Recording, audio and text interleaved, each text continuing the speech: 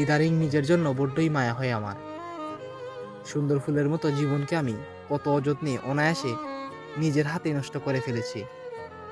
যতটা ভালো থাকার কথা ছিল এই বয়সটাতে, ঠিক যেন ততখানি খারাপ থাকার জন্য উঠে পড়ে লেগেছি। যে চোখে স্বপ্ন দেখার কথা, সেই চোখ দিয়ে ক্রমাগত চোখের জল ফেলি। যেই ঠোঁটে হাসি লেগে থাকার কথা, সেই ঠোঁটে রাজ্যের সব বিষণ্ণতার দখল। মনটা কেমন যেন পাথর হয়ে গেছে। এই খারাপ থাকার পেছনে কেউ নেই, কারোর নাম নেই, কারোর বিরুদ্ধে কোনো অভিযোগও নেই। আছে কেবল একরাশ হাহাকার।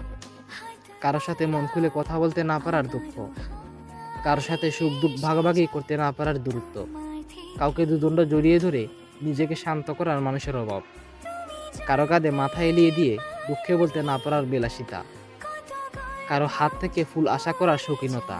তবে তো সব দোষই আমারই। চোখের সামনে স্বপ্নগুলো ঝরে যেতে দেখছি, মাটিতে দাফন হতে দেখি রোজ নিজের ইচ্ছেগুলোকে। দমিয়ে রাখতে হয় নিজের মতামতকে। বিদায় দিয়েছি নিজের ভালোবাসাকে, ছেড়ে দিয়েছি সুখের আশা করাটাকে।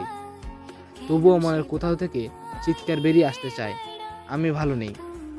বলতে চায় আমার সঙ্গে কেউ 2-1 মিনিট বসুক, আমার কথাগুলো শুনুক। কাউকে জড়িয়ে ধরে বলতে ইচ্ছে করে, আমাকে বাঁচিয়ে রাখো একটু।